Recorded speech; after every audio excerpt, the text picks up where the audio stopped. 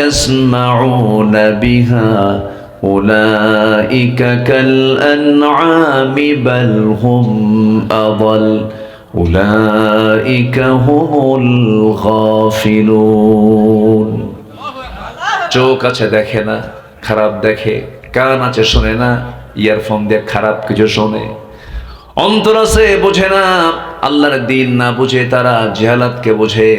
আল্লাহ পাক বলছেন এরা হলো চতুষ্পদ জন্তু, এর চাইতেও নিকৃষ্ট। চতুষ্পদ মানে কি? কয়টা পা? কয় পা? তাহলে এরা কারা? কয় পা? বলেন কয় পা? তাহলে এটা কি আমি কইছি না আল্লাহ কইল?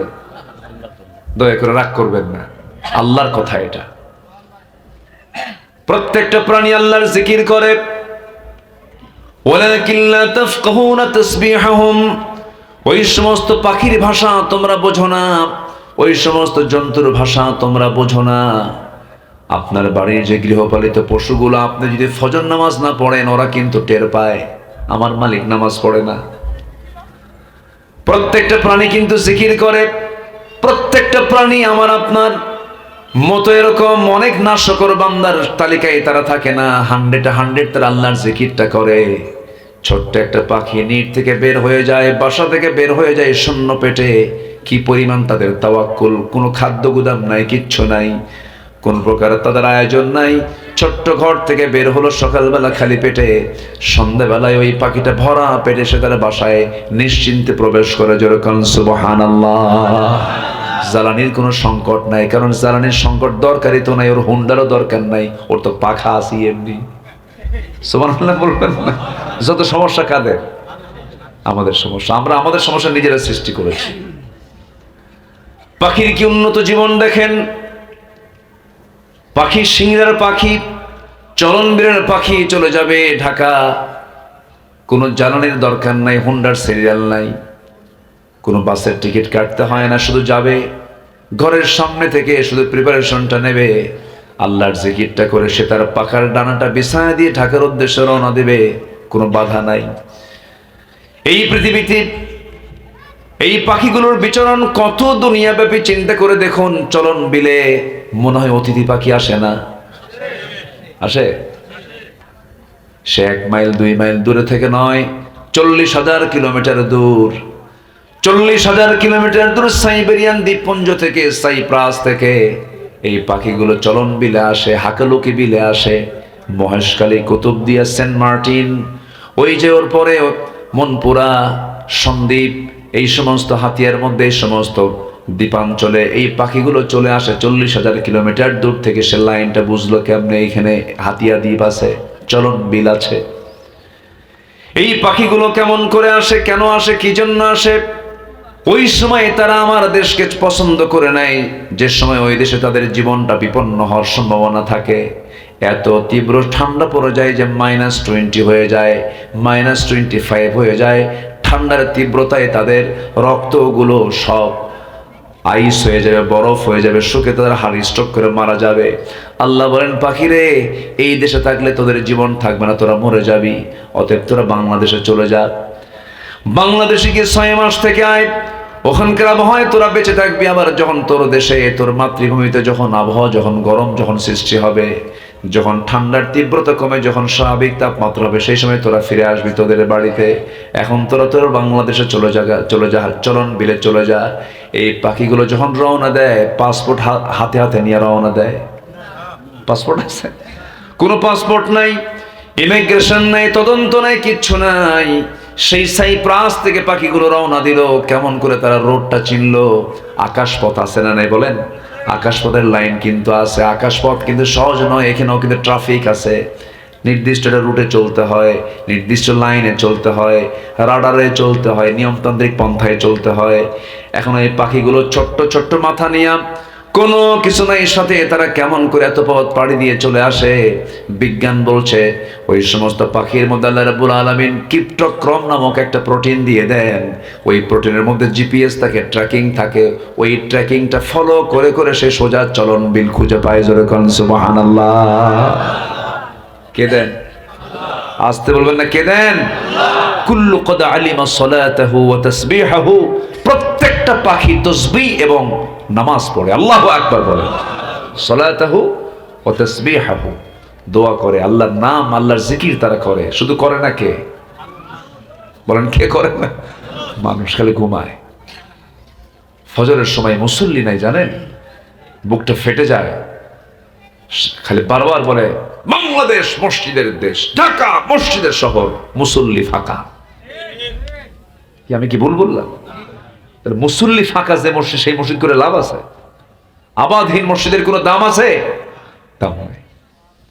শিরাখালীর মসজিদ ফজর নামাজ দিয়ে ভরপুর হোক, সবাই চান না ইনশাআল্লাহ? সবাই কি চান? আল্লাহ কবুল করুন, জোরে বলি আমিন।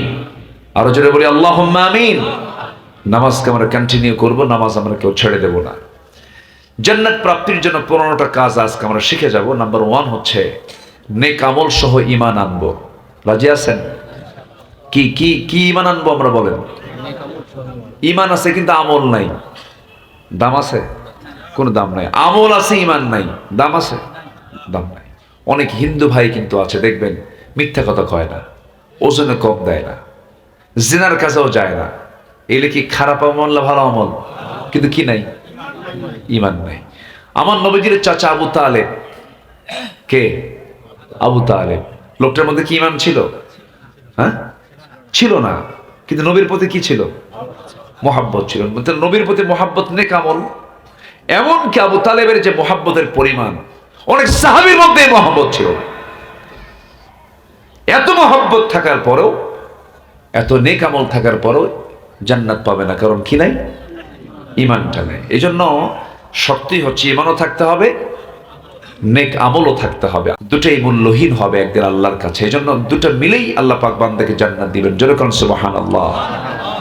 আল্লাহ রাব্বুল আলামিন বলেন, ইন্নাল্লাযীনা আমানু ওয়া আমিলুস সালিহাতি কানাত লাহুম জান্নাতুল ফিরদাউসি নুজুলা খালিদিনা ফিহা লা ইয়াবগুনা আনহা হিওয়ালা। জোরে বলুন আল্লাহু আকবার। ঈমান যারা আনবে, নেক আমল যারা করবে, তাদের জন্য জান্নাতুল ফিরদাউস আছে। আমার আপনার জন্য সবচেয়ে বড় প্রাপ্তি হলো জান্নাতের প্রাপ্তি, জান্নাত লাভ করা। জান্নাত আমাকে পেতে হবে, এই গুণগুলো আমরা অর্জন করব। জোরে বলি ইনশাআল্লাহ। ভয় কাউকে করবো না, ভয় করবো একমাত্র কাকে? আসতে বলবেন না, কাকে? মারিয়াম চলে যান ওই মহিলার দিকে, আসিয়া চলে যান ওই নারীর দিকে। তাদের ঈমানটা কত মজবুত ছিল যে হাসতে হাসতে জীবনটা দিয়ে দিয়েছেন আসিয়া। ঈমানটা হারা হন না, ঈমান থেকে তিনি এক চুল পরিমাণ নড়েন না। ঈমান ছোটখাটো কোনো বিষয় নয়। ঈমানকে রক্ষা করতে গিয়ে অনেক ঝড়ঝাপটা সামনে ফেস করতে হয়। হাজারো ঝড়ঝাপটা আসুক না কেন, ঈমানদার কখনো ঈমানকে কখনো হাতছাড়া করতে পারে না। আসিয়ার নাম শুনছেন? আসিয়ার নাম কার বউ? বউ কার? ফেরাউনের। অনেক মা বোন আমাদেরকে বলে, হুজুর আমার স্বামী খুব খারাপ। আমি কই ফেরাউন তো খারাপ? কি কথা শুনতেছেন কি আপনার? অনেক বলে যে আমার স্বামীটা ভালো না হুজুর, খুব খারাপ, একটু দোয়া করেন। আমি বলি ফেরাউনের চাই তো খারাপ। আল্লাহ পাক কি ইমরাত ফিরাউন, আল্লাহ পাক আসিয়ার প্রসঙ্গটা নিয়ে গোটা দুনিয়ার নারীকে বুঝাইয়া দিচ্ছেন। দেখো কি নারী আসিয়া, ফেরাউনকে সামনে রেখে ঈমান টিকে রাখছে। জোরে কোন সুবহানাল্লাহ। আর আমার দেশের মায়েরা সামনে একটা টেলিভিশন থাকলে ঈমান বেঁচে দেয়। কি থাকলে? টেলিভিশনটা থাকলে কি করে দেয়? ঈমান বেঁচে দেয়। মোবাইল মারাত্মক ভয়ঙ্কর জিনিস। যিনি ব্যবহার করবেন, ঈমান যদি মজবুত হয় ব্যবহার করতে পারবেন। মোবাইল যদি আপনাকে চালায়, আপনার ব্যবহার করা জায়েজ নাই। আর আপনি যদি মোবাইলকে ব্যবহার করতে পারেন, আপনার জন্য জায়েজ আছে। আমার কথা কি বুঝতেছেন আপনারা? অনেকে প্রশ্ন করে, হুজুর মোবাইল ব্যবহার করা কি? উত্তরটা হচ্ছে এই, মোবাইল যদি আপনাকে চালায়, আপনার ব্যবহার করা জায়েজ নাই। আর আপনি যদি পরিচালনা করতে পারেন যে না না আমি কন্ট্রোল করতে পারবো, আপনার জন্য জায়েজ। এটা মারাত্মক ভয়ঙ্কর ঈমান, ঈমান বিধ্বংসী একটা কামান। এটা ব্যবহার করতে অবশ্যই সতর্ক থাকার দরকার আছে না নাই? বলেন, আসতে বলবেন না, আছে না নাই? এখন বাড়ির বউ লাগে না, বাড়ির ওয়াইফ লাগে না, ওয়াইফাই লাগে। কি লাগে? ওয়াইফ লাগে না, কি লাগে? Wifi. তাহলে ওয়াইফের জায়গায় এখন কি হয়ে গেছে? Wifi. বউ না হলেও চলবে। এক যুবক মোবাইল হারায় কয়, হুজুর আমি তো বিধবা হয়ে গেছি। মানে মোবাইল হারছে, ওর কিচ্ছু নাই। এই হচ্ছে অবস্থা। এ নেশা থেকে যুবকরা মুক্ত থাকো। মারাত্মক ভয়ঙ্কর, এটা তোমার জীবনকে ধ্বংস করে দেবে। অসংখ্য পরিবার শেষ, অসংখ্য ছাত্রের ছাত্রত্ব শেষ। আমি কি ভুল বলতেছি? সব শেষ করে দিচ্ছে। এলেম নাই, কিচ্ছু নাই। এই মোবাইলের কারণে অসংখ্য পরিবার আগুন ধরেছে। কার বউ নিয়ে কে শুয়ে থাকে? আমি কি ভুল বলতেছি? আমি মোবাইল, এই মোবাইলে তো সব সার্ভিস দেয়, বুঝেন নাই? হোয়াটসঅ্যাপ, ইমো, লাইন, ভাইভার, আর কি আছে, মেসেঞ্জার, ইনস্টাগ্রাম, কুড়িগ্রাম, নাকি এগুলোতে ঢুকে, ইনবক্সে ঢুকে কার বইয়ের সঙ্গে হঠাৎ করে হি মেরে হাই দিয়ে ঢুকে গেল। শয়তান ঢুকলো। কি ঢুকলো বলেন তো? শয়তান ঢুকলো। কারো ইনবক্সে ঢুকে যাওয়া মানে আপনি তার ব্যক্তিগত জীবনে ঢুকে গেলেন, আপনি জেনার ভিতরে ঢুকে গেলেন। আপনি খুব মারাত্মক। আমার কথা কি রাগ করতেছেন নাকি আপনারা? খুব লক্ষণীয়। যুবকরা এগুলো করা যাবে না। বিবাহ পূর্ব কোনো সম্পর্ক বৈধ হতে পারে না। তোমার যৌবন চলে আসছে 16 বছর, তোমার যৌবন চলে আসছে 20 বছর, তুমি নিজেকে কন্ট্রোল করতে পারো না। বাপকে শক্ত ভাষায় বলো। শক্ত ভাষা মানে কি? বেয়াদবি না, জোর গলায় বলো, আমার যৌবন এসেছে, আমি ঈমান হারা হতে চাই না, আমাকে বিয়েটা করায় দাও। কি যুবকরা কিচ্ছু কয় না। বিয়ে শাদী করবা নাকি কি করবা না কিছু তো কও না তোমরা, ঠিক কি না? বুড়া চাচাও কয় ঠিক। জি, আমার রাসূল বিয়ের পক্ষে খুব ছিলেন।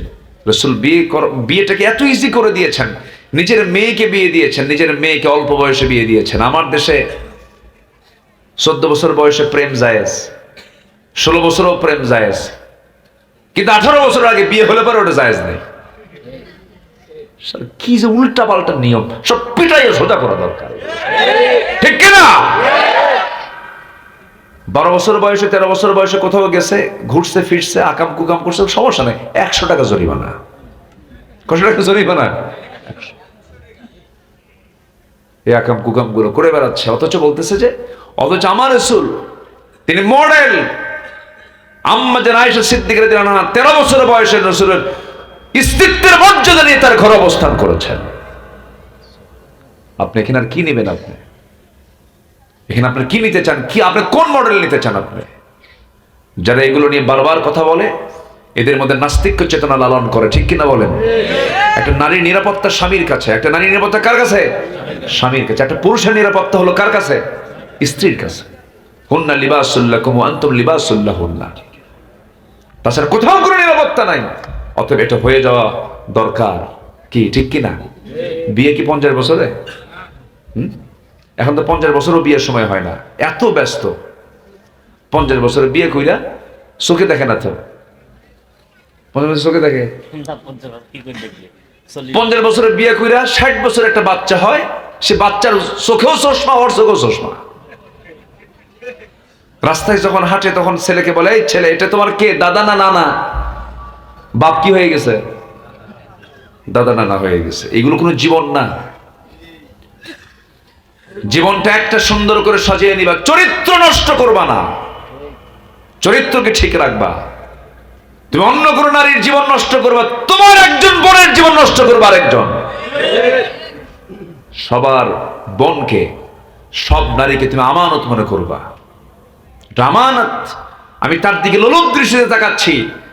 আপনার মেয়ের দিকে কেউ তাকাক, আপনি কি চান? আপনার বইয়ের দিকে কেউ তাকায় থাকুক খারাপ দৃষ্টি, আপনি কি চান? আপনি কেন তাকান? আপনি কেন তাকান? আমার মনে হয় কথায় কষ্ট পাচ্ছেন মনে হয় আপনারা।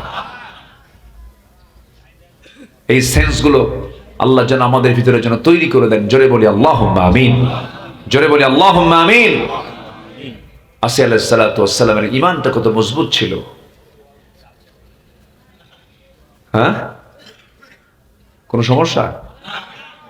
রাগ করতেছেন নাকি আপনারা? এই কথাগুলো কি বলার দরকার আছে না ভাই?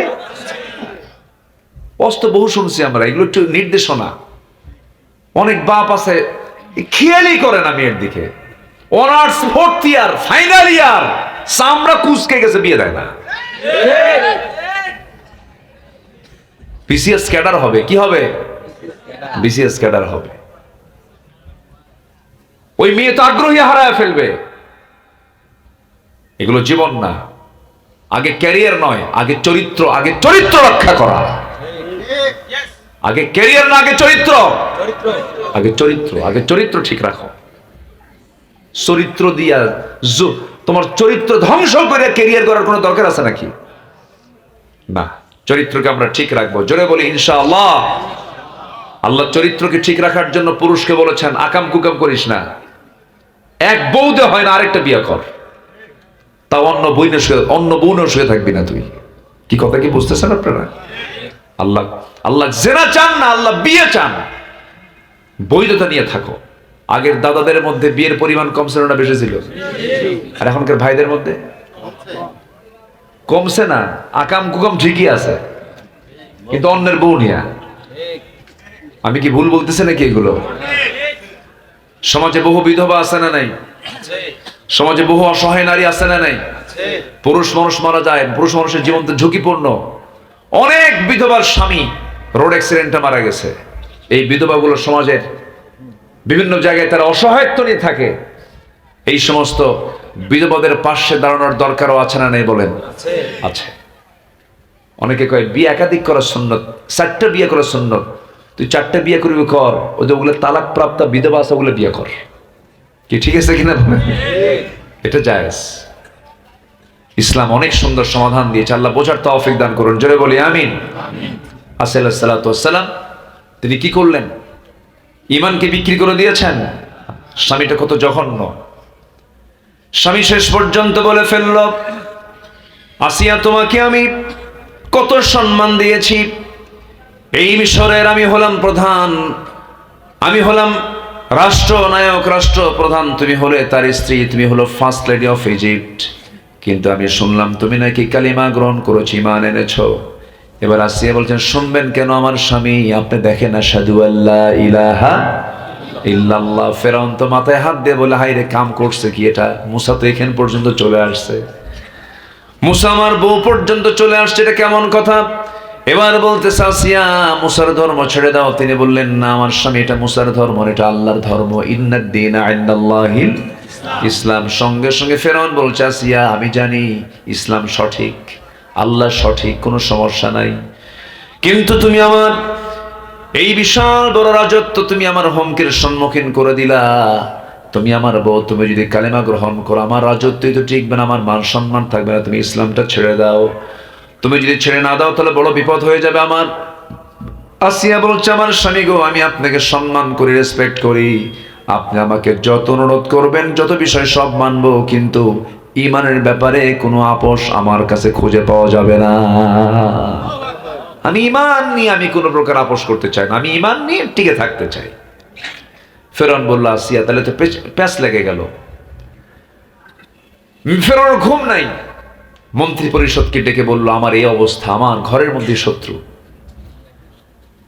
ফিরআউন ও হামান, হামান এবং তার জনুদরা সব এক জায়গায় হয়ে বলল যে তাহলে আপনি আসিয়াকে অ্যাকশন স্বরূপ তাকে হত্যা করে ফেলুন, কারণ বুকের শত্রু বড় শত্রু। ফেরাউন এসে বলল, আসিয়া এখনো সময় আছে, তোমাকে জল্লাদ দিয়ে চিরে 2 টুকরা করে ফেলবো। আসিয়া বলছেন, স্বামী, আমার নাকের মধ্যে জান্নাতের ঘ্রাণ পাচ্ছি। জোরে বলেন সুবহানাল্লাহ। একজন মৃত্যুর হুমকি দেখায়, আরেকজন জান্নাতের আশা দেখায়। এটাই হচ্ছে ঈমান। কি পরিমাণ ঈমানের গভীরতা থাকলে পরে স্বামীর বিরুদ্ধে তিনি দাঁড়িয়ে গেলেন। স্বামী আগে না আল্লাহ আগে? বলেন বলেন বলেন বলেন। স্বামী আগে না আল্লাহ আগে? আল্লাহ আগে। সুখের সংসার, রাষ্ট্রের সেকেন্ড পার্সন, হ্যাঁ, চিন্তা করা যায়, ফার্স্ট লেডি। আচ্ছা বলেন তো, চেয়ারম্যান বড় না চেয়ারম্যান বউ বড়? হ্যাঁ, বউ বড়। তাই তো, বউকে কে না ভয় করে? যত বড় দাপটি লোক হোক না কেন, বইয়ের কাছে শীতে পড়ে থাকে। তো এইগুলো কথা এক ধমক খায় সিয়ের মনে শীতে পড়ে থাকে। বউকে সবাই সম্মান করে, বইয়ের দাম আছে না নাই বলেন তো? আছে। সে আসিয়া, চিন্তা করেন ফেরাউন তৎকালীন দুনিয়ার সবচেয়ে বড় সুপ্রিম পাওয়ার একজন নেতা। আসিয়া বলছে তুমি আমার বড় নেতা হও, আমার স্বামী হও, কিন্তু আমার ইমান তার চেয়ে অনেক বড়। একটু গভীরভাবে একটু চিন্তা করে দেখেন। রাষ্ট্রীয় বাধা, পারিবারিক বাধা, ধনাঢ্য শ্রেণীর বাধা, সব বাধা ফেস করেছেন আসিয়া আলাইহিস সালাতু ওয়াস সালাম। এই জন্য তার নাম কোরআনে আসছে, যেরকম সুবহানাল্লাহ। পারিবারিক বাধা, রাষ্ট্রীয় বাধা, ধনাঢ্য শ্রেণীর বাধা, সব বাধা আসছে, পারিবারিক বাধাও আসছে। কিন্তু তিনি ফেস করে বললেন কি, স্বামী আমার আপনি আমাকে মেরে ফেলবেন আমি জানি, কারণ নাকের মধ্যে জান্নাতের ঘ্রাণ পেতেছি। এই কথা বলেই এবার যখন তার সামনে জল্লাদ যখন হাজির করে, যখন কপাল বরাবর যখন সামনে করাতটা যখন লাগায় দেওয়া হলো, ওই সময় আল্লাহ রাব্বুল আলামিন তাকে এমন সম্মান দান করেছেন, তিনি একটা দোয়া করেছিলেন। সেই দোয়াটা আল্লাহ পাক কোরআনে কোট করেছেন। 4000 বছর আগের ঘটনা, আল্লাহ পাক 1500 বছর আগে কোরআনে তার দোয়াটা কোট করে তিনি জানিয়ে দিচ্ছেন। তিনি কি দোয়া করলেন? রব্বি বিনিলি ইনদাকা বাইতান ফিল জান্নাহ ওয়া নাজ্জিনি মিন ফিরআউনা ওয়া আমালিহি। আল্লাহ তুমি আমার জন্য একটা ঘর বানায় দিবা জান্নাতের ভেতরে, একটা ঘর আমি চাই, তবে সেই ঘরটা আমি চাই ইনদাকা, তোমার ঘরের দেওয়ালের সাথে, যেরকম সুবহানাল্লাহ। একটা ঘর দিবা, তবে তোমার ঘরের দেওয়ালের সাথে যেন হয়। কি মুহাব্বত আল্লাহকে তিনি করেছেন, আল্লাহকে কত কাছে টেনেছেন শেষ পর্যন্ত। এবং এবার বলছেন আল্লাহ তুমি আমাকে ফেরাউন থেকে, তার অপকর্ম থেকে তুমি আমাকে বাঁচায়া দাও।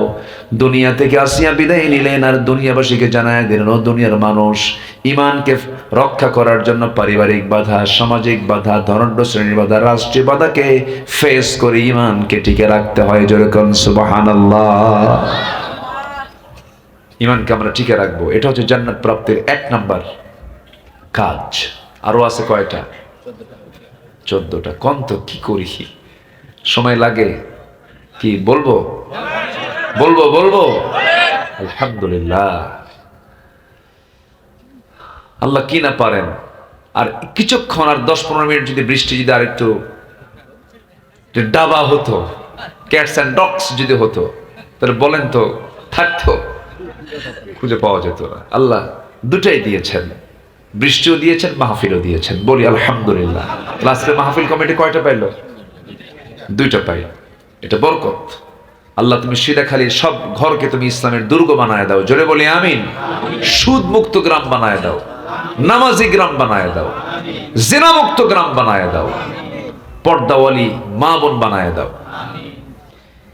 জি। নাম্বার 2 হচ্ছে তাকওয়া অবলম্বন করা।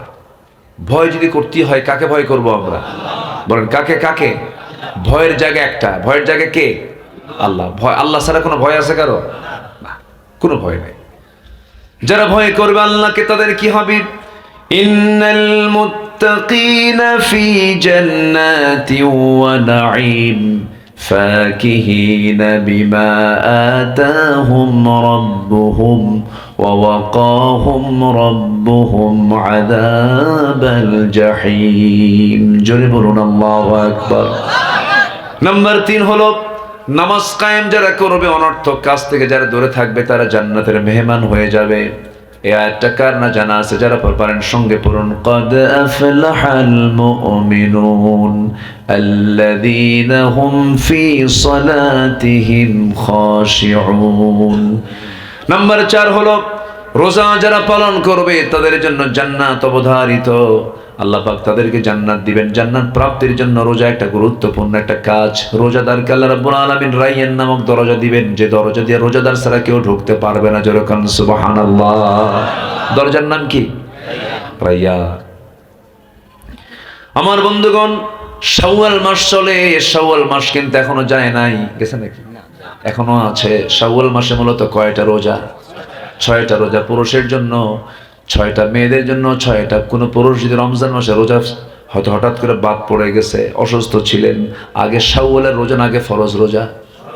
ফরজটাকে রাখবেন, এরপরে শাওয়াল চাঁদের 6টা রোজা রাখবেন। আমার মা বোন, আপনি রমজান মাস অসুস্থ হয়েছেন, রোজা রাখতে পারেন নাই, মিনস্ট্রুয়াল টাইম চলে আসছে, আপনি আগে ফরজ রোজা আদায় করবেন। আর শাওয়াল চাঁদের যদি 6টা রোজা কোনো বান্দা যদি রাখতে পারে, সুম্মাত বাহু সিত্তুম মিন শাওয়াল, আল্লাহ রাব্বুল আলামিন সারা বছরের রোজা রাখার সওয়াব আল্লাহ পাকে 6 রোজায় দিয়ে দিবেন। জোরে কোন সুবহানাল্লাহ। আল্লাহ পালন করার তৌফিক দান করুন।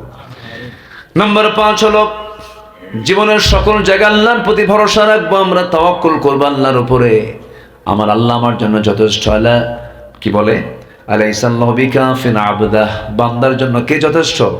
আল্লাহ যথেষ্ট। আল্লাহ সবকিছু পারেন, অসম্ভবকে সম্ভব করতে পারেন কে? আসতে বলুন না, কে কে পারেন? আল্লাহ। জাকারিয়া আলাইহিস সালাম বুড়া মানুষ,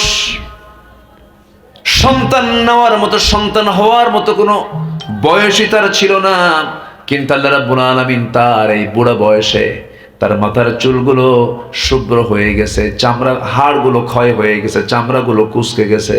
আল্লাহ পাক সেই বুড়া বয়সে আল্লাহ রাব্বুল আলামিন তাকে ইয়াহিয়া সন্তানের বাপ বানায় দিয়েছেন। জোরে বলুন সুবহানাল্লাহ।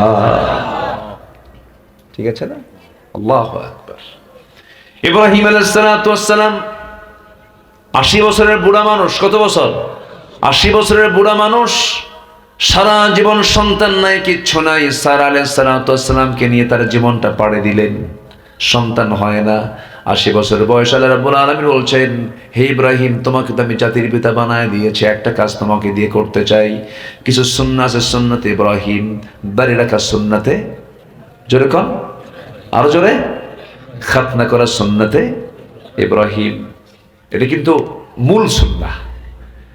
80 বছর বয়স হয়ে গেল, আল্লাহ বললেন, ইব্রাহিম তোমার একটা কাজ বাদ আছে, কারণ তুমি তো জাতির পিতা, তোমার মধ্যে এই বিষয়গুলো থাকলে তখন জাতির মধ্যে চলে আসবে কি? খাতনা তোমাকে করতে হবে। সেই খাতনার হুকুমটা আসলো তার জীবন 80 বছরে যখন বয়স হলো। খাতনা করতে গেলে যখন খাতনার সময় হয়, আমার দেশের ছোট্ট ছোট্ট বাচ্চাদেরকে করে দেয় 6 বছর 7 বছর, যারা খাতনা করে ওদেরকে কি বলে এলাকা? ওস্তাদ, ওস্তাদ বলে, যাক যেটাই বলে বলুক, মানে কেটে দেয়, বুঝলি? আমি যখন ছোট, আমার মনে আছে একটু, আমারে এরকম খাতনা করার জন্য আসছে, আমি তো পিছন দিয়ে মারছি তো, মানে খুব ভয়ঙ্কর। তো এটা তো আসলে তো সহজও না, এটা অবশ করলে। এখন তো অবশ সিস্টেম আছে, এখন ডাক্তারের কাছে গেলে পরে একটা ইঞ্জেকশন দিয়ে ফাইন করে কেটে দেয়, ক্লিয়ার করে। আগে তো এরকম ছিল না, এটা একটা চরম বেকায়দা ছিল, চাপ দিয়ে ধইরা চাট করে কেটে ফেলে একেবারে। ঠিক আছে না? খুব কঠিন একটা ব্যাপার। এরপরে ছাই সুই দিয়া গ্রামের মানুষ যেটা করতো, পরে ফুলে টুলে ইনফেকশন হয়ে যায়, ছাই কি আর হয় বলতো, এই পোড়া মাটির ছাই দিয়ে দিত। আগের যে চিকিৎসা ছিল ওই চিকিৎসাগুলো করেছে। তাই 80 বছর বয়সে এখন এই আল্লাহর পয়গম্বর জাতির পিতার খাতনা করার জন্য ওস্তাদকে, এটা তো বেকায়দা, এখন অপারেশনটা করবে কে? এই 80 বছর বয়সে বলছে, আল্লাহ তুমি আমার এমন অর্ডার দিয়ে এখন এটা কাজটা করবে কে? তুই নিজে কর। যে কি আরেক পরীক্ষা না বলেন তো?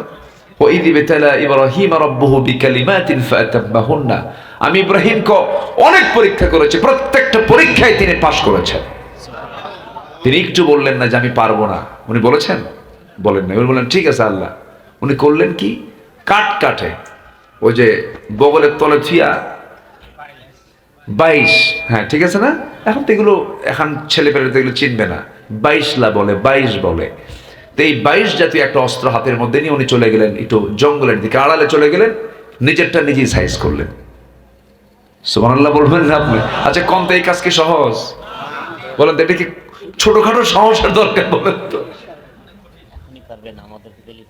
বিশাল সাহসের ব্যাপার। এই কাজটা করেছেন আমাদের আব্বাকে।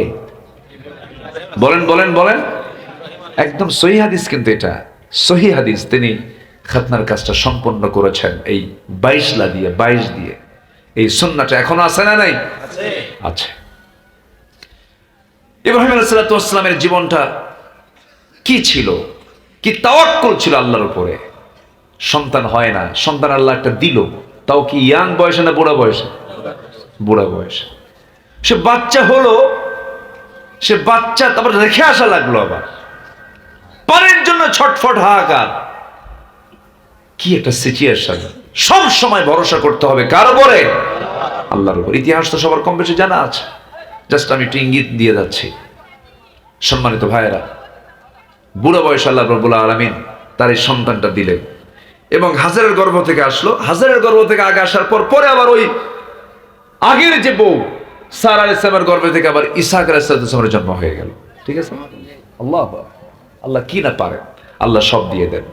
আল্লাহ সব পারেন না? আল্লাহ সব পারেন না?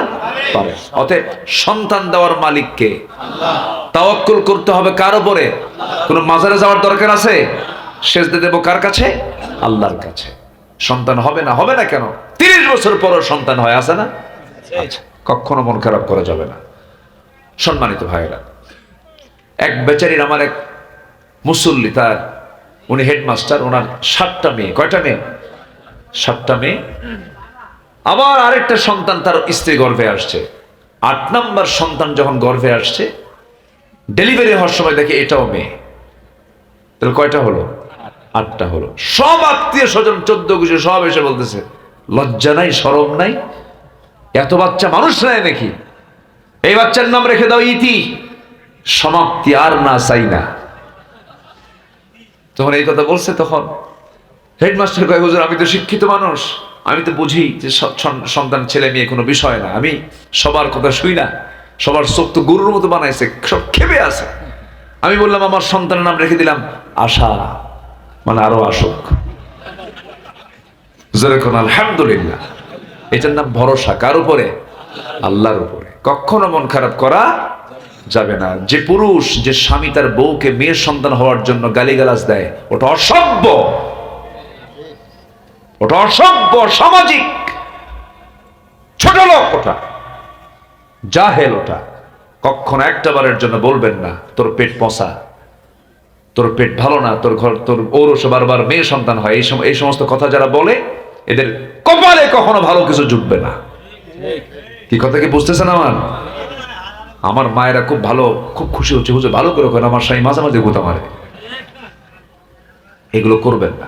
আবার মেয়েরাও হতাশায় ভোগে, বারবার মেয়ে হলে পরে সে ভাবে যে আমি মনে হয় অপয়া, আমার মনে হয় কোনো মূল্যই নাই। আপনি কেন এরকম ভাববেন? আপনি, এটা কি আপনার ক্ষমতা? ক্ষমতা কার? আসলে ক্ষমতা কার? আল্লাহর ক্ষমতা। বরঞ্চ মেডিকেল সায়েন্স বলছে ছেলে যদি না হয় বারবার মেয়ে হয়, এটা পুরুষের দোষ। এটা মেডিকেল সায়েন্স বলতেছে। XY ক্রোমোসোম, XX XY সম্পূর্ণ পুরুষের হাতে, এটা সায়েন্স বলতেছে।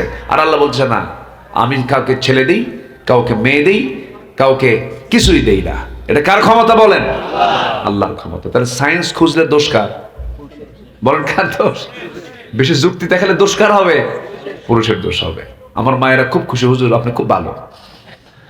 আচ্ছা, নাম্বার 6, আল্লাহর জন্য সম্পদ ব্যয় করব। কার জন্য সম্পদ ব্যয় করবো আমরা? বলেন আল্লাহর জন্য সম্পদ ব্যয় করব। যার সম্পদ দিয়েছেন তার কিছু অংশ কার পথে দেব? আমরা আল্লাহর পথে দেব।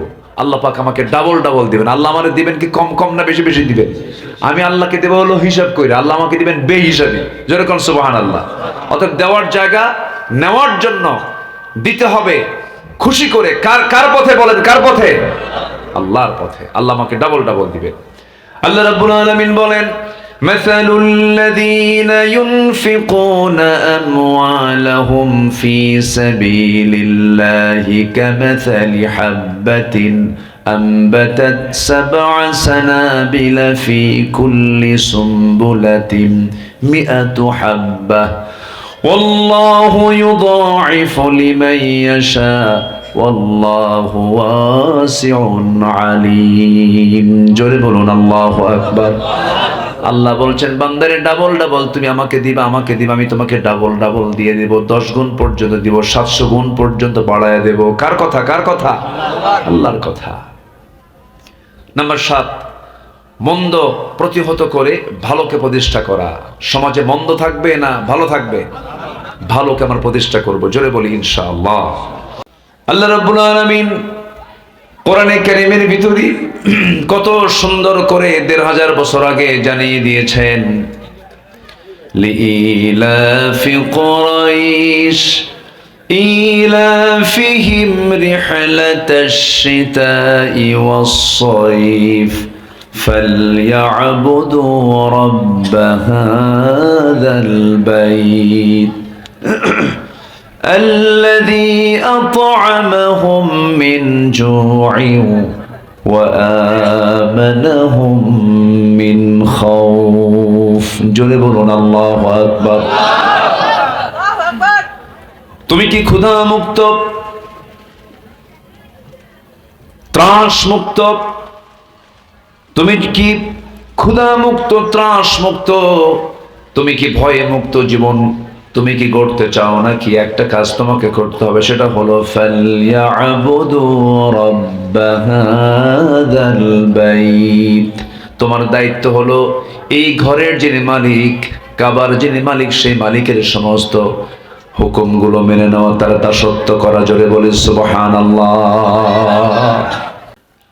আল্লাহ রাব্বুল আলামিন বলেন واعتصموا بحبل الله جميعا ولا تفرقوا واذكروا نعمة الله عليكم إذ كنتم أعداء فألف بين قلوبكم فأصبحتم بنعمته إخوانا। তোমরা আল্লাহর রজ্জুকে শক্ত করে ধরো, মতপার্থক্য সৃষ্টি করো না। আল্লাহ রাব্বুল আলামিন বান্দাকে হুকুমটা দিচ্ছেন, আর এক জায়গায় বলছেন শারা'a লাকুম মিনাদ-দীনি মা ওয়াসসা বিহি নূহান ওয়াল্লাযী আওহাইনা ইলাইকা ওয়া মা ওয়াসাইনা বিহি ইব্রাহিমা ওয়া মূসা ওয়া ঈসা أن أقيموا الدين ولا تتفرقوا فيه। তোমরা আল্লাহর রজ্জুকে শক্ত করে ধরো, আল্লাহর দ্বীন জমিনে কায়েমের সংগ্রাম করো, মতপার্থক্য সৃষ্টি করতে যেও না। মতপার্থক্য সৃষ্টি করবে, বাতিল তোমার মাথার উপরে চেপে বসবে। অথচ মুসলমানদের কি হারানো ঐতিহ্য। যুদ্ধের ময়দানে যুদ্ধ করতে গিয়ে এক সাহাবী তৃষ্ণার্ত হয়ে পড়েছেন। ইয়ারমুকের ঘটনা কে না জানেন? তৃষ্ণার্ত সাহাবী পানির জন্য ছটফট করছিলেন। এক সেবক এসে এক গ্লাস পানি তার হাতে দিল, বলল পানিটা পান করুন। তিনি বলছেন না, আমি যতটুকু তৃষ্ণার্ত তার চাইতে বেশি তৃষ্ণার্ত, দ্বিতীয় জনের কাছে চলে যাও। দ্বিতীয় জন বলল না, তৃতীয় জন আমার ভাই বেশি তৃষ্ণার্ত, তার কাছে চলে যাও। তৃতীয় জন একই কথা বলল। চতুর্থ জন, পঞ্চম জন, ষষ্ঠ জনের কাছে পাঠায় দিল। ষষ্ঠ জন এবার বলছে, আমি যতটুকু তৃষ্ণার্ত আছি তার চেয়ে বেশি তৃষ্ণার্ত হলো প্রথম জন, তার কাছে চলে যাও। সেবক গ্লাসটা হাতে নিয়ে যখন প্রথম জনের কাছে চলে গেছে, ইতিমধ্যে প্রথম জন শাহাদাত বরণ করেছেন। তারা একে অপরকে কতটুকু প্রাধান্য দিয়েছেন। গোটা পৃথিবীতে মুসলমানদের বিজয়ের জন্য এক নাম্বার অস্ত্র হলো মুসলমানকে এক প্ল্যাটফর্মে আসতে হবে, এক হতে হবে, মতপার্থক্য সৃষ্টি করা যাবে না। একটা পরিবারেরও যদি আপনি উন্নতি চান, পরিবারের সকল ভাইদেরকে পৃথক থাকা দরকার না, এক হওয়া দরকার।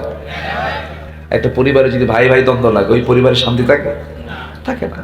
একতা একটা বিশাল শক্তি, আমরা এটাকে মাথায় নেব। জোরে বলি ইনশাআল্লাহ। ভ্রাতৃত্ব নষ্ট করা, যে মুসলমানের দ্বারা ভ্রাতৃত্ব নষ্ট হয়, সে কখনো প্রকৃত মুসলমান হতে পারে না। আমার নবীজি হুনাইন যুদ্ধ থেকে ফিরে আসতেছিলেন। হুনাইন যুদ্ধ, তো হুনাইন যুদ্ধে গনিমতের মাল কিছু পাওয়া যায়, মুসলমানদের বিজয় হয়, তো যুদ্ধলব্ধ মাল, সেই যুদ্ধলব্ধ মাল নিয়ে ফিরে আসতেছিলেন। আমার নবীজি ভ্রাতৃত্বকে কি গুরুত্ব দিয়েছেন দেখেন, একতাকে কি গুরুত্ব দিয়েছেন। ভ্রাতৃত্ব নষ্ট করা যাবে না, ঐক্য ভাঙ্গা যাবে না। তিনি ফিরে আসলেন, তো যুদ্ধলব্ধ মালগুলো তিনি করলেন কি, সব ম্যাক্সিমাম মুহাজিরদের হাতে দিয়ে দিলেন। মুহাজির হচ্ছে যারা মক্কা থেকে হিজরত করে কোথায় আসছে, মদিনায়। তাদের ঘর নাই, বাড়ি নাই, বউ নাই, বাচ্চা নেই, তাদের হাতে দিয়ে দিয়েছেন। মদিনার যারা আনসার, তাদের হাতে আমার রাসূল সেই হুনাইন যুদ্ধের পর কিছু দিলেন না। তো মদিনার কিছু আনসারদের মধ্যে এটা নিয়ে তীব্র একটা প্রতিক্রিয়া হলো। মানুষ তো কিছু সাহাবী বলেই ফেললেন, রাসূল আমাদের ভুলেই গেছেন, রাসূল আমাদের কথা মনেই রাখলেন না, ভুলেই গেলেন সব। তো তার আত্মীয় স্বজনদের মাঝে বন্টন করে দিলেন যে মুহাজির, মক্কার মানুষ, রাসূল মক্কার মানুষ। এই জাতীয় কথা যখন নবীর কান পর্যন্ত আসলো, রাসূল এটা কি কখনো গভীরভাবে নিলেন না, রাগও করলেন না। এমনকি শব্দ চয়ন হয়েছে যে রাসূল মুহাজিরদের সঙ্গে মিশে গেছেন, আমাদের ভুলে গেছেন। কথাটা কতটুকু মানে মারাত্মক কথা। আমার নবীজি শুধু শুনলেন। শোনার পরে নেতৃত্ব কাকে বলে, নেতৃত্বের গুণ কেমন থাকে দরকার দেখুন। আমার নবীজি বললেন, ও আমার সাহাবীরা, তোমরা সবাই যুদ্ধে অংশগ্রহণ করেছো, মুহাজির আনসাররা। ও আনসার সাহাবী, তোমাদের উদ্দেশ্য করে বলতে চাই, ওই মুহাজিরদের ভাইরা, তারা মুহাজিরের ভাইরা তাদের ঘরে ঘোড়া নিয়ে চলে গেছে, মেষ নিয়ে চলে গেছে, দুম্বা নিয়ে চলে গেছে, ছাগল নিয়ে গেছে, কিন্তু আমি বিশ্বনবী নিজে তোমাদের ঘরে ঘরে আমি রাসূল পৌঁছে গেছি। তারা নিয়ে গেছে ছাগল, মেষ, ভেড়া ঘরে, আর তোমাদের ঘরে রাসূল ঢুকে গেছে। আল্লাহু আকবার বলেন। দেখেন কি একটা ভ্রাতৃত্বের ফাটল সৃষ্টি হওয়ার সম্ভাবনা। আমার নবীজি এমন একটা কথা বললেন, সব ফাটল দূর হয়ে ভ্রাতৃত্ব মজবুত হয়ে গেল। আমরা এই ক্রান্তি লগ্নে এই দেশের জন্য আমাদেরকে এক থাকতে হবে। সেটা হলো কোন হারাম কাজ আমরা সংগঠিত হতে দেব না, কোন অন্যায় কাজের সঙ্গে আমরা সম্পৃক্ততা রাখবো না, কোন চোর বাটপার চাঁদাবাজদের আমরা সমর্থন দেব না, ঠিক কিনা? এটা মাথায় রাখবো। নিজের সততাকে কখনো নষ্ট করব না, নিজের ঈমানকে কখনো প্রশ্নবিদ্ধ করব না, নিজের সততার অবস্থানকে কখনো ধ্বংস করব না, মিথ্যার ধারে পাশে যাব না, ওজনে কম দেব না, মানুষকে ঠকাবো না। এরপর ব্যবসা বাণিজ্যে সততার নীতি অবলম্বন করব, মানুষের সঙ্গে সুন্দর করে কথা বলবো। ভাই, পৃথিবীতে মানুষ বাঁচার জন্য আসে নাই, আমরা মরতে এসেছি, আমরা চলে যাব। এই প্রভাব, এই প্রতিপত্তি কিচ্ছু থাকবে না, সব জিরো হয়ে যাবে। এই দেশ শুধু কি এখন যারা শাসন করছেন এরাই কি চিরকাল থাকবে? এর আগেও কি অনেক শাসক ছিল না? তারা কি আছে এখন? আপনি 400 বছর আগের দিকে তাকান, এই উপমহাদেশ শাসন করেছে হলো মোগলরা, তাদের স্থাপত্য এখনো আছে। ওই দিল্লিতে, দিল্লির শাহজাহান মসজিদ, এরপর তাজমহলের নাম সবাই শোনেন নাই? তাজমহল বানিয়েছে ওই মোগল সম্রাটরা। সম্রাট শাহজাহান তার স্ত্রীর সমাধির উপরে তাজমহল নির্মাণ করেছে, এখনো ইতিহাসে সাক্ষী হয়ে আছে। হাজার হাজার কর্মচারী দিয়ে কোটি কোটি টাকা খরচ করে এই স্থাপত্য তারা নির্মাণ করেছে। শত শত বছর সেই মোগলরা এই উপমহাদেশ শাসন করেছে। তাদের কবরটা ইন্ডিয়াতে পড়ে আছে, কে যায় তাদের কবরের পাশে বলেন? ইতিহাস থেকে তাদের নাম ধীরে ধীরে মুছে যাচ্ছে। কত দাপট ছিল এদের মধ্যে, কিছু ভালো ছিল। ছোট্ট একটা ইতিহাস মনে পড়লো আমার। বাদশাহ জাহাঙ্গীরের নাম কি শুনেছেন আপনারা? বাদশাহ জাহাঙ্গীর, সম্রাট আকবর, হুমায়ুন, আওরঙ্গজেব, বাদশাহ আলমগীর, বাদশাহ জাহাঙ্গীর, এই লোকটা, এই বেচারিটা খুব আল্লাহওয়ালা লোক ছিলেন। তো বাদশাহ জাহাঙ্গীরের আমলে এক হিন্দু বৃদ্ধা নারী একটা বিচার নিয়ে বাদশাহ জাহাঙ্গীরের কাছে যান। গিয়ে বললেন, বাদশাহ জাহাঙ্গীর, আমি তো হিন্দু মানুষ, অসহায় একজন নারী, আমার ছেলেকে কয়েকদিন আগে বিয়ে করাইছি, তো আমার বৌমাটা অনেক সুন্দরী, কিন্তু আপনার দেশের নাগরিক আমার তো একটা নিরাপত্তার প্রয়োজন আছে। আমার সেই বৌমাটা অত্যন্ত ঝুঁকিপূর্ণ জীবনযাপন করছে। কেন, কি হয়েছে? প্রায় রাত্রিতে এক বখাটে যুবক, উচ্ছৃঙ্খল যুবক অস্ত্রের মুখে জিম্মি করে আমার সেই নতুন অতিথি, নতুন বৌমার সাথে সে রীতিমতো ভাবে ধর্ষণ করে যাচ্ছে। আমি এটার একটা বিচার আপনার কাছে চাই। বাদশাহ জাহাঙ্গীর মাথা নিচু করলেন, কেঁদে ফেলে বললেন, বুড়িমা, আপনি কোনো টেনশন করবেন না, এটার বিচার আমি করে ফেলবো। কিন্তু উনি মনে মনে চিন্তা করলেন, আমার এই রাজত্বে এত বড় দুঃসাহস কোন যুবকের হতে পারে? কোন যুবক তেমনটা করতে পারে না আমার মনে হয়। আমার নিজের সন্তান ছাড়া এমন অপকর্মের সঙ্গে কেউ জড়িত হওয়ার সাহস পাবে না। বাদশাহ জাহাঙ্গীর মনে মনে করলেন, কার ছেলে? নিজের ছেলে। তাহলে বিচার করাটা কত বড় ক্রিটিক্যাল, কত বড় জটিল এই ফাংশন। বাদশাহ জাহাঙ্গীর চ্যালেঞ্জটা গ্রহণ করলেন। এবার তিনি বললেন, বুড়িমা আপনার বাড়ির ঠিকানা দিয়ে যান এবং সে কোন সময় ঘরের মধ্যে ঢুকে সেই সময়টা আমাকে জানায় দিয়ে যান। সব তাকে জানায় দিয়ে গেল সেই বুড়ি মহিলা। পরের দিন সোজা তিনি নিজেই চলে গেছেন কোষবদ্ধ তরবারি নিয়ে ওই মহিলার ঘরের সামনে গিয়ে দাঁড়ায় বলছেন, বুড়িমা সন্ধ্যা তো হয়ে গেল, সেই বখাটে যুবকটা ঘরের মধ্যে ঢুকছে নাকি? ঢুকেছে। এবার তিনি বলেন, বুড়িমা আমাকে সহযোগিতা করতে হবে, আপনি দয়া করে ঘরের লাইটটা বন্ধ করে দেন। ঘরের লাইটটা বন্ধ করে দেওয়া হলো। হাফসা হাফসা দেখা যায়, ইতিহাস বলে কোষবদ্ধ তরবারি কোষমুক্ত করে বাদশাহ জাহাঙ্গীর নিজেই তিনি অ্যাকশনে চলে গেলেন। ওই যুবকটার, ওই ধর্ষকের মস্তক বড় বড় তিনি আঘাত করলেন, অন্ধকার আঘাত করলেন। অন্ধকার আঘাত করার পরে তিনি আস্তে করে বসে গেলেন। বসার পরে বলছে, বুড়িমা ঘরের লাইটটা দিয়ে দেন। ঘরের বাতি যখন জ্বালায় দেওয়া হলো, ওই ধর্ষকের চেহারার দিকে তাকায় যখন দেখলেন তার নিজের সন্তান নয়, বলে ফেললেন তিনি, আলহামদুলিল্লাহ, যাক বেঁচে গেলাম, আমার সন্তানের হত্যার সঙ্গে জড়িত নয়। এখান থেকে নিশ্চিত হওয়া গেল লাইট বন্ধ করে তিনি যে আঘাত করেছেন পরের সন্তান মনে করে না, নিজের সন্তান মনে করে। বলেন বলেন বলেন, আইন সবার জন্য কি সমান? লাইট কেন বন্ধ করেছিলেন? এটার কারণ হলো, যদি লাইট না বন্ধ করে যদি আঘাত করা হয়, তিনি মনে মনে ভেবেছিলেন আমার নিজের সন্তান যদি হয়, সন্তানের প্রতি পিতার চোখে চোখ পড়লে পরে মায়া দয়া সৃষ্টি হবে, বিচার করতে কষ্ট হবে। এজন্য তিনি লাইট বন্ধ করে নিজের সন্তান মনে করে তিনি আঘাত করেছেন। আর আলহামদুলিল্লাহ বলার কারণ হলো, যখন তিনি দেখলেন নিজের সন্তান নয়, আলহামদুলিল্লাহ বলেছেন। এরপরে বলেন, বুড়িমা আমাকে এক গ্লাস পানি দিন।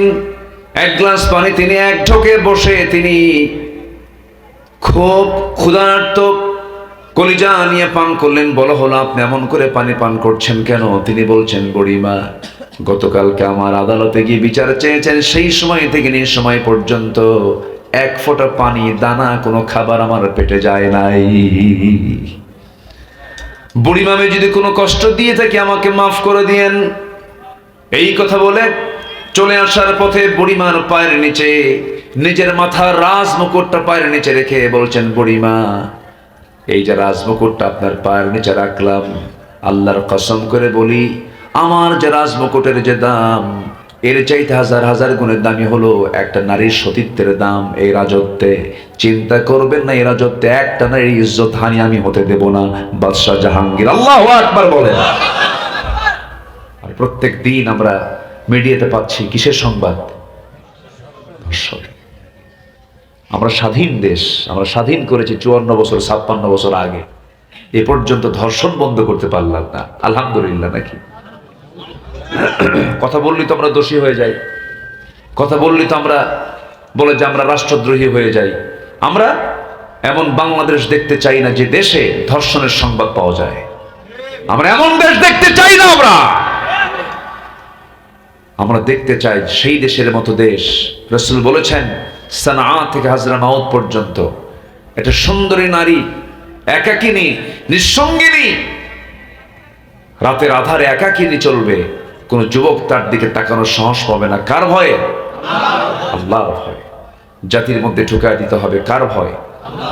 আসতে বলবেন না, কার ভয়? জাতি কখনো ভালো হবে না। জাতিকে প্রশাসনের ভয় দেখিয়ে ভালো করা সম্ভব নয়। জাতি ভালো হবে কার ভয় দিয়া? এই জন্য জাতির ভিতরে কিসের ভয় ঢুকায় দিতে হবে? আল্লাহর ভয়, পরকালের ভয় ঢুকায় দিতে হবে। এই জন্য আমরা আমাদের প্রত্যেকটা পদক্ষেপকে আমরা ইসলাম সামনে রেখে আমরা চলবো। জোরে বলি ইনশাআল্লাহ। আমার বন্ধুগণ, এই জন্য আমাদের মূল লক্ষ্য হলো জান্নাতের দিকে আমাদেরকে দৌড়াতে হবে। وسارعوا إلى مغفرة من ربكم وجنة عرضها السماوات والأرض أعدت للمتقين মুত্তাকিন। জোরে বলুন আল্লাহু আকবার। জান্নাতের দিকে দৌড়াও, জান্নাতের লোভ, তীব্র লোভ ভিতরে জাগ্রত করে নাও। জান্নাতের আকাঙ্ক্ষা যদি তীব্র হয়ে যায়, দুনিয়ার কোনো কিছু মায়া, কোনো মোহ তোমাকে আকৃষ্ট করতে পারবে না। সুন্দরী নারী তোমাকে পাগল বানাতে পারবে না, কারণ তোমার ভিতরে থাকবে জান্নাতের হুরের কামনা। দুনিয়ার কোন অবৈধ সম্পত্তির দিকে তোমার কোনো কামনা থাকবে না, কারণ তুমি জানো তোমার জন্য সর্বনিম্ন জান্নাত হবে 10টা পৃথিবীর মতো একটা জান্নাত। যেরকম সুবহানাল্লাহ। এই জন্য সামান্য এই দুনিয়ার স্বার্থের কারণে সীমাহীন সেই জান্নাতের সময়টা আমি পাবো, সেই জান্নাতের বিশাল বড় মালিকানা থেকে আমি আপনি কেমন করে মাহরুম হব, কোনো ক্রমে সম্ভব নয়। এই চিন্তা লালন করে আমরা চলবো। জান্নাত প্রাপ্তির জন্য 15টা কাজ আজকে আমরা শিখে যাব। কয়টা কাজ বলেন? 15টা কাজ। আমি কি একটা কইছি এ পর্যন্ত? নুরু ওয়াজ কিন্তু শুরু, ওয়াজ কিন্তু একটা লাইনে চলে আসছে, তাই না?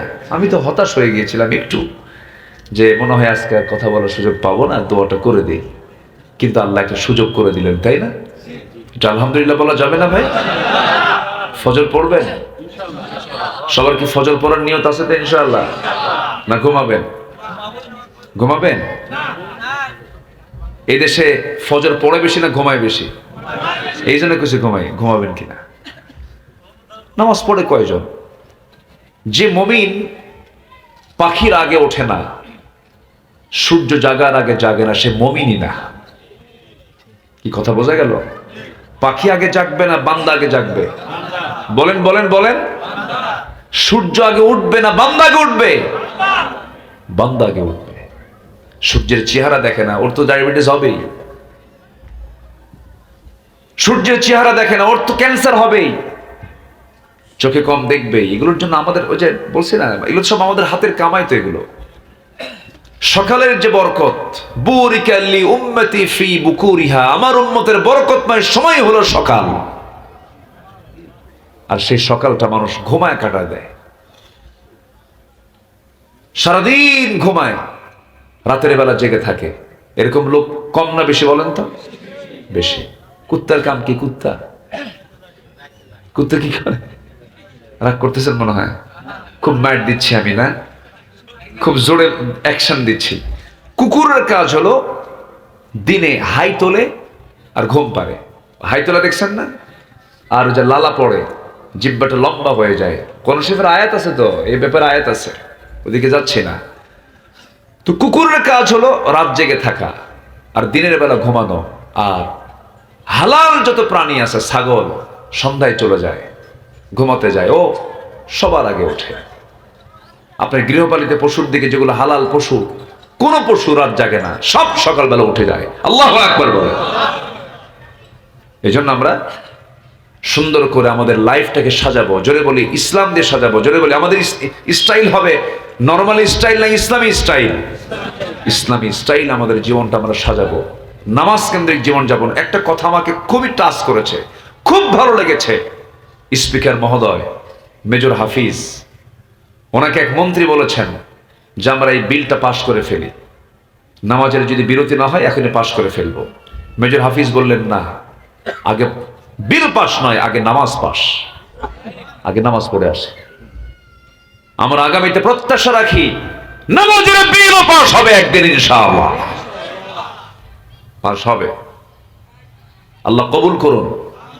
জোরে বলি আমিন। যে নেতা আপনাকে জাহান্নাম থেকে বাঁচানোর কোন পথ দেখায় না, সে নেতা আপনার কোনোদিন নেতা হতে পারে না। যে নেতা আপনাকে জাহান্নাম থেকে বাঁচানোর জন্য চেষ্টা করবে, সেই হচ্ছে আমার নেতা। আল্লাহ সবাইকে বোঝার তৌফিক দান করুন। জোরে বলি আল্লাহুম্মা আমিন। নামাজ পড়তে রাজি আছি তো ইনশাআল্লাহ? কয় ওয়াক্ত নামাজ? 5 ওয়াক্ত নামাজ আমরা পড়বো। বেশি করে বিড়ি খাবো। হ্যাঁ, বিড়ি খাওয়া যাবে? বলেন বিড়ি খাওয়া যাবে? বিড়ি খাওয়া যাবে না। আওয়াজ কিন্তু কমে গেছে, অনেকে খান মনে হয়। খান, সমস্যা নাই, কি কব আর। খাওয়া যাবে? বিড়ি খাওয়া যাবে? বিড়ি তৈরি হয় তামাক দিয়া। তামাকের গাছ দেখছেন তো? তামাকের পাতায় যে কুষ্টিয়ার দিকে হয়, কুষ্টিয়া মেহেরপুরের দিকে হয়, আর ওইদিকে রংপুর, ওইদিকে চট্টগ্রামের পাহাড়ি অঞ্চল, রামুখিয়া, গর্জনিয়া, এগুলোতে প্রচুর তামাকের আবাদ হয়। তো পাতাগুলো এত সবুজ আর এত তরুতাজা, পাতার চেহারা দেখলে মনে হয় যে এত সুন্দর সজীব পাতা, মাঠকে মাঠ লাগায় দিয়ে রাখছে, কিন্তু কোনো বেড়া নাই, কোনো গার্ড ওয়াল নাই। তো আমার মনে হলো একদিন এক চাষিকে বললাম, ভাই এই পাতাগুলো এত তরুতাজা পাতা, গরু ছাগল খায় না, কুজুর কুত্তাও খায় না। কি কথা কি বুঝতেছিলাম? এ তো কুত্তাও খায় না। মানে তামাকের পাতার ক্ষতিকর দিক গরু বোঝে, ছাগল বোঝে, চার পাওয়ালা বোঝে, কয় পা বোঝে না? কয় পা বোঝে না? এত খাওয়া খায়। আমার বন্ধুগণ, এই থ্রেট কিন্তু আমার নয়। থেকে দূরে থাকা। চলে গেলেন? আসেন, তাড়াতাড়ি আসেন। জি, নাম্বার 9 হচ্ছে আল্লাহর জন্য ধৈর্য ধারণ করা। আমরা ধৈর্য ধরবো না রাগ করব? বলেন বলেন। ধৈর্য যোগ্যতা না খেপে যাওয়া যোগ্যতা? বলেন বলেন। ধৈর্য হলো যোগ্যতা। বাগান এমনি এমনি হয় না, পরিশ্রম করতে হয় বাগান হয়। জঙ্গল বলেন, জঙ্গল কি? জঙ্গল এমনি হয়। জঙ্গল হলো রাগ, আর বাগান হলো ধৈর্য। আমরা ধৈর্যশীল হব, জোরে বলি ইনশাআল্লাহ। আমি সিংড়াতে এইদিকে আসলে আমার খুব ভালো লাগে। এই এলাকার শ্রোতাগুলো, আপনারা যারা বসে আলোচনা শোনেন, খুব ধৈর্য আপনাদের, বলি আলহামদুলিল্লাহ। এবং নড়াচড়াও খুব কম, নড়াচড়া করেন না। কিছু কিছু এলাকার লোক আছে, ওই একটা মাছ আছে যে মাছটা ভর্তা করে খায়, স্যাং মাছ না টাকি মাছ, ওটা যদি আপনি ওজন করার জন্য তোলেন কোনো পাত্রে, 3 মিনিট হাত দিবেন না। থাকে একটা? থাকে না। তো কিছু কিছু এলাকার শ্রোতাগুলো আছে খালি লাফায়, নড়াচড়া করে, এই ওই, কিন্তু আপনাদের ভিতরে একটা শান্ত ভাব আছে, কি নড়াচড়া নেই, মনোযোগ দিয়ে আপনার কথাগুলো শোনেন, আলহামদুলিল্লাহ বলেন। এটা খুব ভালো লাগে আমার কাছে। এই যে এত রাত হয়ে গেছে, একটা লোকও কিন্তু ওঠেন নাই। এটা কিন্তু এই সিংড়াবাসীর একটা বৈশিষ্ট্য। সব জায়গায় আমি বহু দর্শন গ্রাম নাম শুনছেন না? দর্শন গ্রাম সে কোথায় বলেন তো? পাশে তো হওয়ার কথা না। 6 কিলো পাশে, 6 কিলো পাশে হয়, গ্রামে ভাষা হয়, এটা অনেক দূর। তো সেই প্রায় আত্রায়ের সাথে লাগানো মনে হয়। ওটা আত্রায়ের মধ্যে নাকি? ওটা সীমানা। যে আমি গিয়েছি অনেক আগে এরকম একটা এলাকা, এরকম বহু এলাকায় গিয়েছি। প্রতিশর আছে না? প্রতিশরী, আহসানগঞ্জ, কালীগঞ্জ, আরো কোথায় কোথায়, এগুলো সব আত্রায়ের মধ্যে। আয়াস বিয়াস আছে নাকি এরকম? জি। এরপরে ইতালি আছে কিনা বলেন? আমি এক বন্ধুকে বললাম, ভাই আমার তো আজকে মাহফিল ইতালি থেকে, ফ্লাইট কখন? কে ভাই ফ্লাইট? এক চাচা আছে, খুব মুরব্বী মানুষ, খুব ভালোবাসে, যাই। ওখানে আমাকে রাত উঠায় দেয় রাত 3টার দিকে। রাত কয়টায়? 3টে। দেখলে সব লোক বসে আছে, মার্শাল্লাহ। এটা সিংড়ার বৈশিষ্ট্য, বলি আলহামদুলিল্লাহ। ভালো, আপনাদের মধ্যে ধৈর্য আছে। যাই হোক, অনেক কথা বললাম। কি নাম যেন তোমার? ওমর ফারুক। খুব অল্প সময় আমার এই মাহফিলটা চিন্তাই হয়ে গেছে আসলে। রুহুল আমিন ভাই নিছেন হলো দীঘাপতিয়ার জন্য, ঘুরে আসছে এই জায়গায়। কেমনে যে আসলে আমি নিজেও জানি না। পরে যাই হোক, সেই পুরাতন জায়গায় আবার আসতে পেরেছি। খুব ভালো লাগলো যে আমি এই জায়গায় একবার আসছি, মাহফিল করেছি। আমার জন্য দোয়া করবেন সবাই। আমি আপনার জন্য দোয়া করি, আল্লাহ যেন আমাদের সম্পর্ক যেন হাসর পর্যন্ত নেন। আল্লাহ আমাদের আব্বা আম্মা আত্মীয় স্বজন যারা কবরে গেছেন, কবরগুলোকে জান্নাতের টুকরা বানায় দেন। এই যে আমরা একটু দোয়া করবো একসাথে। এই মাহফিলগুলো আমাদের 16 বছর করতে দেয়নি ফেরেশতারা। আমাদেরকে মাহফিল শুধু বন্ধ করতে দেয়নি, আমাদেরকে ধরে নিয়ে গেছে জেলখানায়। কত অত্যাচার করেছে, কত কি করেছে। বলেন তো লাভ হলো? লাভ তো হলো না, কিছুই তো লাভ হলো না। এই জন্য আমরা একটু বোঝার চেষ্টা করি, শত্রু না মনে করি, মহাব্বত তৈরি করি, পারস্পরিক হৃদ্দিক ভাব তৈরি করি, শত্রুতার পোষণ না করি। গ্রামের প্রত্যেকটা ভাইরা এক থাকবেন। এই যে মাহফিল, সবাই কিন্তু এর পক্ষে নাই। এই মাহফিলের পক্ষে কি সবাই আছে বলেন তো? থাকে না, নাই। আমি কিছু শুনিও নাই, কিন্তু আমি বলতে পারি এটা আমার দেশের সামাজিকতা, তো আমরা বুঝি। তো একটা গ্রামের মধ্যে 4-5টা গ্রুপ আছে কিনা? একটা ছোট্ট গ্রাম, 3-4টা মসজিদ, মুসল্লি নাই। এগুলো থাকা ঠিক না। আমরা এক হব, কবরস্থান যেন এক হয়, মসজিদটা যেন এক হয়। একতার মধ্যে যে কি আনন্দ, কি মজা, এটার তৃপ্তি আলাদা। আল্লাহ পাক আমাদের সবার মধ্যে একতার বন্ধন তৈরি করে দেন। সিধেখালির প্রত্যেকটা ঘরকে আল্লাহ পাক ঐক্যের প্রতীক বানায় দেন। জোরে বলি আল্লাহুম্মা আমিন। প্রত্যেক যুবককে নেশামুক্ত জীবন যাপন করার তৌফিক দান করেন। প্রত্যেক মা বোনদেরকে পর্দায় থাকার তৌফিক দান করেন। এই আশাবাদ কামনা করে আমি আমার অপরিপূর্ণ কথা, আমি চেয়েছিলাম 10টায় উঠবো, আমি আসছি। আমার মাহফিলের একটা সিস্টেম, আমি কোনো মাহফিল আমার এ পর্যন্ত আমি ক্যান্সেল হওয়া অথবা মাহফিল মিস করা এটা আমার নাই। আচ্ছা, 1 নাম্বার 2 হচ্ছে আমি প্রত্যেকটা মাহফিল আমি চেষ্টা করি একটু সুসময় উঠলে একটু ভালো হয়। কিন্তু আপনাদের এলাকায় আসলে আমি কিছু বলি না কেন, যে আপনারা থাকেন তো, আপনারা বিরক্ত হন না, এই জন্য বেশি রাতে আমি আপত্তি করি না। তবে একটু আগে ভাগে উঠলে সবচেয়ে ভালো হয়, তাহলে ফজর নামাজের কোনো ঝুঁকি থাকে না।